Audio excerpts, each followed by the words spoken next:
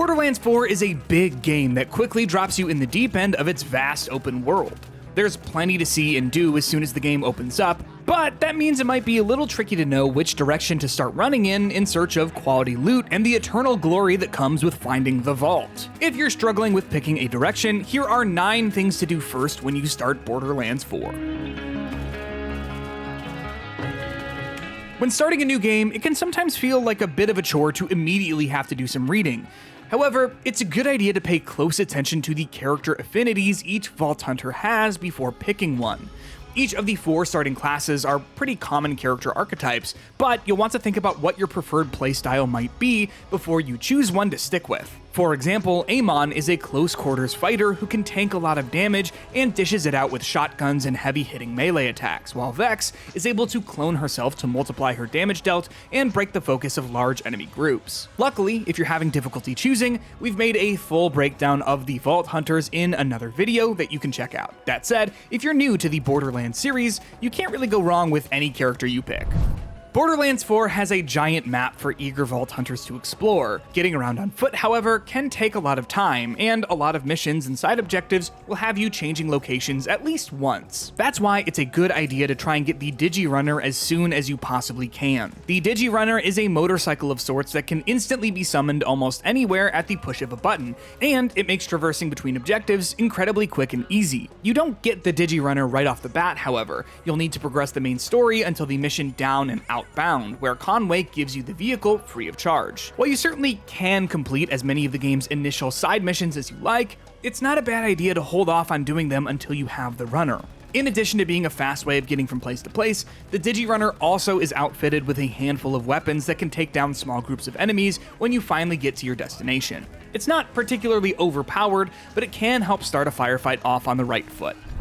All of the best video games have fishing minigames, and now Borderlands 4 is taking a swing at it. As you explore Kairos, you'll find bodies of water with small areas that have bubbles coming to the surface. If you approach them, you'll be prompted to start fishing. Luckily, fishing is a pretty simple endeavor, certainly not something too challenging for an accomplished Vault Hunter, but while it's an activity that might be easy to overlook, it's a really helpful mechanic for those in the early hours of the game. Each time you catch a fish, you'll pull out a piece of random loot of varying rarities.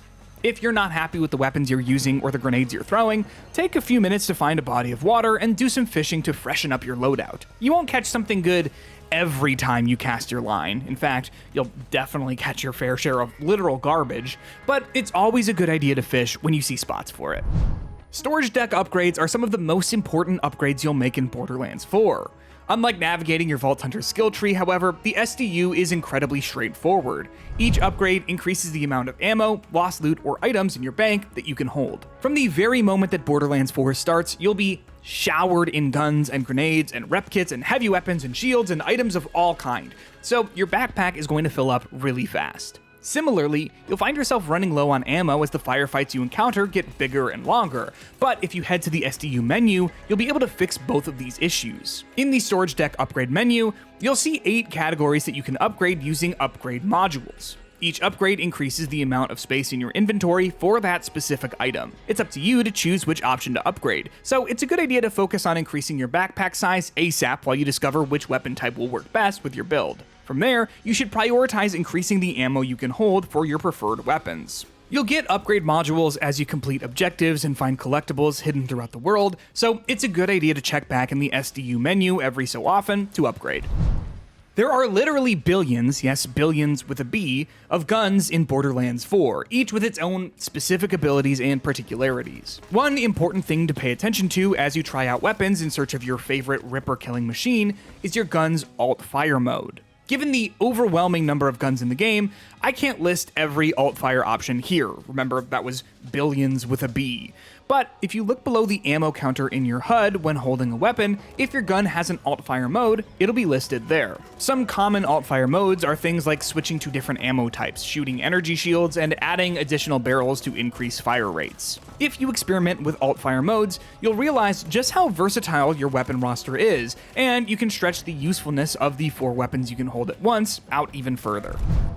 Early on in Borderlands 4, you'll get access to a jetpack that lets you cross wide gaps and hover for a few seconds. While the pack is a solid tool for traversal, it's important to remember that it can be useful in combat too.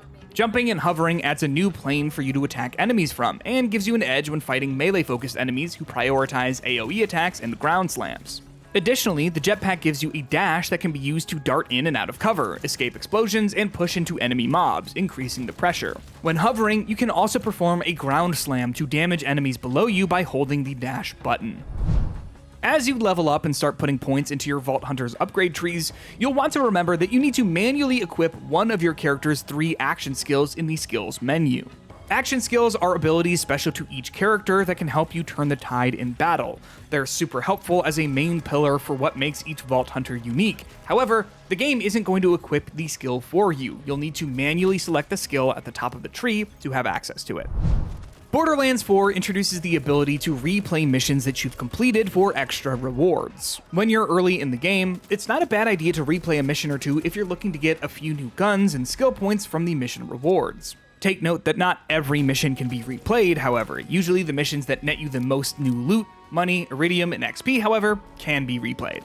To replay a mission, simply head to the Missions tab in the menu, and then tab over to the Replay submenu. Select the mission you want to replay, and you'll load into it.